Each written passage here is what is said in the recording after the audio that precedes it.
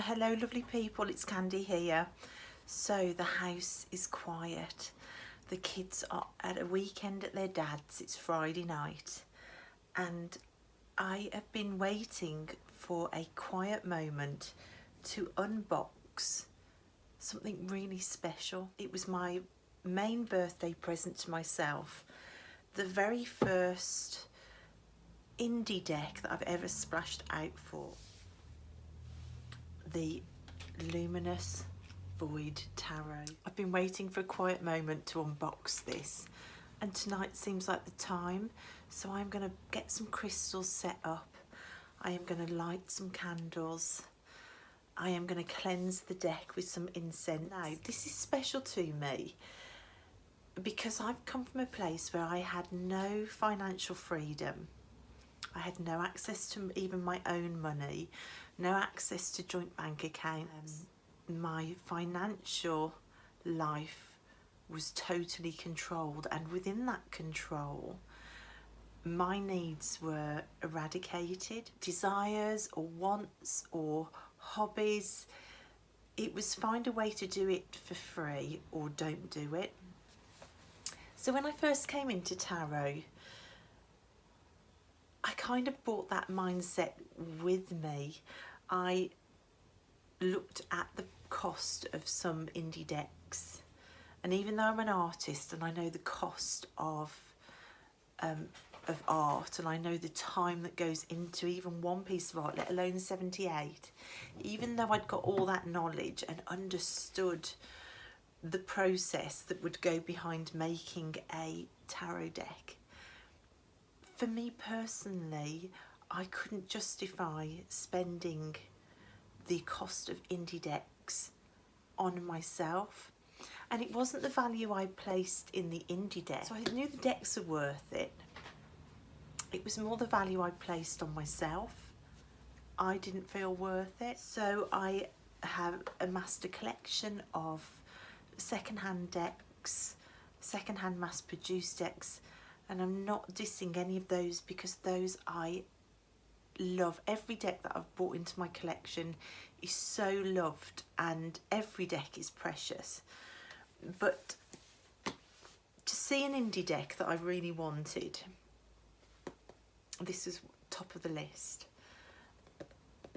And to say no because I didn't value myself, that took me on a journey of self-discovery, and it shone a spotlight into all the bits of myself that still weren't healed, that still carried the flashing banner of not worthy, not good enough. I was told in past lives, and by past lives I mean this life but before, I wasn't high up on the priority list. In fact, I didn't even make it onto the priority list. And me not ever allowing myself an indie deck felt like I hadn't put myself on my own priority list either. Plus there were financial implications. I mean, I had to save and save and save. There isn't a abundant excess of finances. That was a constraint as well. But more than financial constraints, it was the emotional constraint of not being good enough. So when I did finally pull the trigger on this, it made me realise how far I've come in saying that I'm worth it. There was still a justification of my birthday. I still needed a good justification and a good excuse. And without my birthday as the prompt, I still don't think I would have. But here we are. I put my love heart necklace on to symbolise self-love, because for me, buying this was an act of self-love and an act of saying, I prioritise me now, that I am important. And the 78 cards pay homage to the headspace I now have that once reverberated with the echoes of abusive people. That's gone now, and I can fill that space up with anything I like. And today I'm filling it up with 78 cards that are all going to tell me I'm worth it.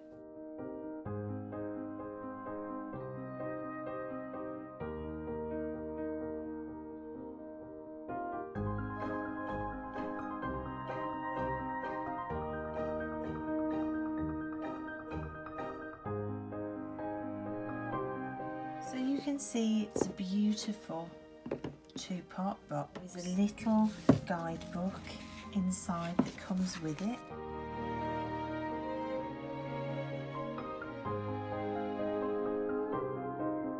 And here are the backs. Oh my goodness me. They are so beautiful. Now this is the smaller version. There are two versions out there. If you compare it to the size of a Rider-Waite card, you can see that you know, it's still a really good size. It's larger than normal, and you can see in comparison to my hands, it's still enough to handle. The backs are gorgeous. They've got this gilt shine to them. This beautiful watercolour on there. It's like part moon, part sun. I love it. It reminds me of the drawing that Busby did me for my birthday. So we've got the four with the happy face. It almost looks like they're stepping off a rainbow, which I love. The Magus. Is it male? Is it female? It looks like it could be both. With the rainbow again. Oh, I love it. And look at that High Priestess card. Oh my goodness me. It looks like a mouth and a single eye. A whisper of the High Priestess. I love it. The Empress as well. It looks like a rainbow birthday crown of joy and a wand for creating. Just so lovely. For me, that Empress does really speak of creation. I want to immediately go and create that crown. The Emperor as well, almost like a matching crown. And these almost look like chakra points. The Hierophant. I love the way this Superman cloak almost looks like it's become a mask. Very relevant for today. The mask-like quality immediately says to me, we're not being taught at for knowledge. It's about finding out your knowledge for yourself rather than it being taught at you. Oh, I love it. The Lovers, being embraced by this cosmic energy. And the Chariot, it looks like a magic carpet ride past the moon and into the cosmos. So it speaks of a spiritual journey and having your own hands on your own wheel. Strength, the dog, that's so gorgeous. The Hermit, again, these rainbows throughout are just wonderful. The wheel, I love that wheel. With all the different people going round, and this one at the top, you can almost hear them going, wee, and these underneath going, ugh. 11 is Justice, with that little pocket of the universe above. The Hanged Woman, that's so fabulous to have it as a hanged woman. The most spectacular death card with the rainbow across the top of the skull. 14, Temperance, and the Devil card with the devil in the stomach, which from taking part in the Advent calendar, the Tarot Community Advent calendar over on Strength Reversed, on the Marseille day, they talked about the Devil card not being named, and somebody mentioned that in the Marseille there are two styles of Marseille 1 and 2, and you can know the difference because all the Marseille 1 decks have a face on the devil's stomach, and it's the first time I'd heard that, and here we've got it here. I love it. And the Tower card is just amazing. It's very Eye of Sauron. It's Tolkien through and through. And the Star as well. It's got its own little pocket of the universe above it. I love the way that they're bent over the symbols. Like here the star and here the scales. The moon is so simple, but it's so fantastic. It really focuses on that path out. The sun, embracing all the rainbow colours. Nobody left out. Judgment and the World card, which is just the beautiful image of being unified around the world. I'm going to speed up a bit now through these just to show you. Gorgeous. So that idea of conflict. There's your victory card. So courage in there. So that's standing alone. That movement card. The 9 of Wands. That idea of burden or being weighed down. Looking at their wand, focused and ready. The Knight of Wands on horseback. Beautiful Queen of Wands. And a full embodiment of creativity, spirituality. I love the witch's familiar on her shoulder. I love it. And the King of Wands. Just amazing. Then we come to the Cups. You can see that unity in relationship there. And the 3 of Cups, so that idea of connection and friendship. The 4 of Cups, not spotting the 4th cup being offered. Wow, look at that 5 of Cups. That emotional sorrow and disappointment. Oh my gosh, that 6 of Cups is lovely. I love that idea of nostalgia being represented as the circle with children in it. For me, on my healing journey with my family history, this really speaks to me of regaining and reparenting and the inner child work. I love that 6 of Cups. The 7 of Cups. Daydreaming, having lots of choices. The 8 of Cups. You know when you stack cups at a wedding and they do the champagne fountain where it all flows over? It reminds me of that, and the 8 of Cups is very much that feeling of emotionally being drained out and having your emotions just flowing away and needing to find an escape route. She's climbed up the fountain and is finding a way out. A bit like being trapped somewhere and climbing up higher, trying to find an escape route. The 9 of Cups, fulfillment. So the cups here are a different colour to the 8 of Cups. And the 10 of Cups, having it all, giving and receiving. I love it. Page of Cups, sensitive person it says. The Knight of Cups, so the love offering, a romantic person arriving or leaving. Wow, look at that Queen of Cups. So love, compassion, the empath of the tarot. And the King of Cups. The sensitivity and empathy within the masculine. And then we've got the swords, shows with the sword coming out of the head that this is the suit of thoughts and the head. On the 2 of Swords, so a choice to be made. You've got the cross swords there, a heartache card and suffering. We've got the rain clouds. That speaks to me more of emotional suffering and depression rather than, you know, like the heartbreak of a broken relationship. The 4 of Swords, physical rest but with a threat over you. The 5 of Swords, the 6 of Swords, going on a journey, travel. The 7 of Swords. So the 7 of Swords, it says for the 7 of Swords in this deck, it's to do with apathy or futility, or what's the use attitude. You've got the 8 of Swords, mental exhaustion. The 9 of Swords, the nightmare card, the depression, the defeat, anxiety, sadness. And the 10 of Swords, the swords in the back. And I love the fact that this 10 of Swords depicts the swords as people really clearly on this. And I think our 10 of Swords moments are often wrought by other people in life. Page of Swords.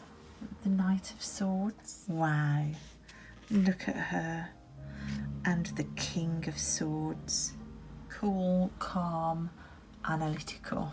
And then we've got the discs. Beautiful ace there. 2 of discs. So keeping it balanced. The 3 of discs. Working together. Commitment to your project. Oh, the 4 of discs. The 5. So that poverty or worry, so you've got the rain cloud again and somebody's standing underneath it. The 6 of discs. And the 7 of discs. It says for this one, it's fear of failure in work or beyond. The 8 of discs. Moving forward with care and continued progress. So that idea of growing a garden. The 9 of discs. A treasure chest. Gain on all levels and abundance. And the 10 of discs. I love the way family is depicted with the pets as well. And we've got the pentagram in there as well. A really nice way of depicting family. That could be anything. The Page of Discs. A young person establishing their connection to the earth realm through health, career and resources. Then we've got the Knight of Discs. A message about career or health. The Queen of Discs. So health, resources, finance in the feminine embodiment of it. And the King of Discs, a full embodiment of health, resources and finances in the masculine. So that's it, guys. What a spectacular deck. I do love the artwork and the images. I love that really subtle watercolour style. So to shuffle, this is going to have to be an overhand this way. I simply can't reach the cards the other way. They're slightly too long, but the cardstock isn't sticky. You can waterfall shuffle. And of course you can see the way I'm shuffling. I've got reversals going in because I do read with reversals, but this is going to be a deck where you're going to spot the reversals a mile away, although I don't really know what the problem with that is. I can never see the problem. It just means you know it's a reversal before you turn it round. My hands are just about big enough if I split the deck in half to ripple shuffle it that way. This is how I am going to shuffle this deck. I am going to split it in half and do it half at a time. So here's the other half. But yeah, it does shuffle beautifully. You just need big hands, and I've got. So that's it. That is the amazing Luminous Void Tarot. Gorgeous. My first treat to myself. I'm sure it won't be the last. Of an indie deck that I have really, really wanted. That just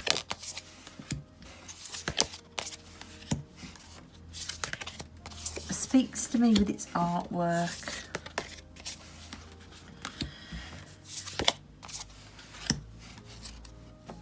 It says many things to me, actually. It says to go and paint.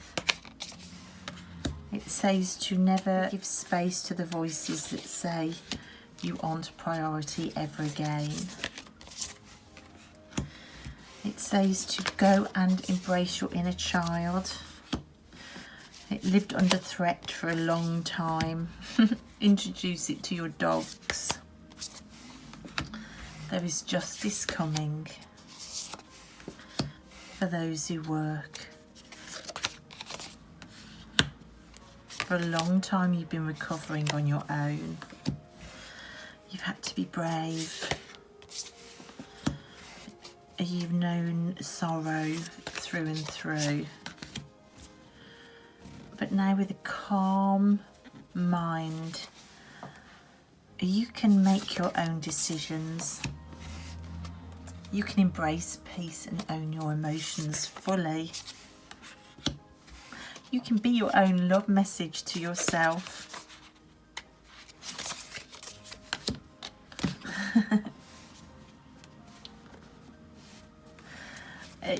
You're an empath and you've got the whole world in your hands. So jump. Know that you've got the tools. Make plans.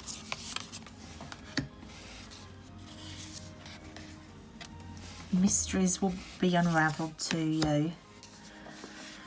And you can kiss goodbye to the devil.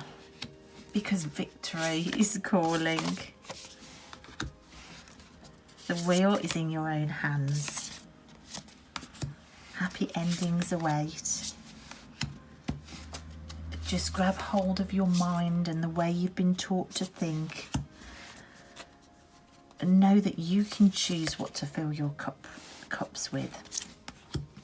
You can make your own plans now to meet the sun. You can get your own life in balance.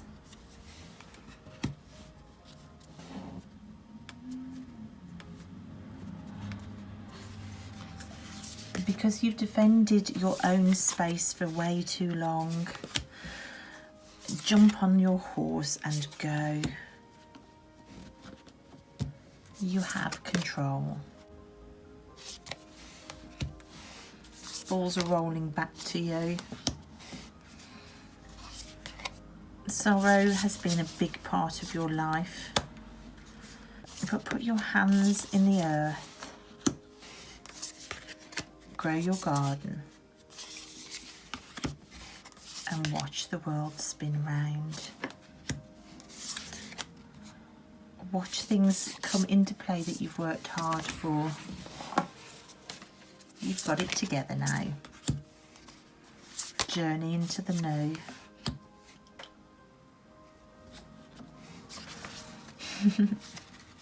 It's all coming your way. Happy families. Fast movement forward now. You're learning and you're giving back. You are in charge of your own kingdom. When there is conflict, when there are people stabbing you in the back, when you feel completely overwhelmed, know that the universe has got you. Go back to your garden. Play with ideas there. Don't sit in anxiety. Enjoy your home. Enjoy your kids. Feel the connections you have. Feel the sun on your face. It can get hard sometimes, we know. The demands of motherhood feel like judgment sometimes. But every day is a new day to start again. Anxiety doesn't need to rule, because the world is full of mysterious new paths. And you are the creative mother who can take them. Never forget your friends. Never forget to see what you have. And never forget to look for your wand and to take action.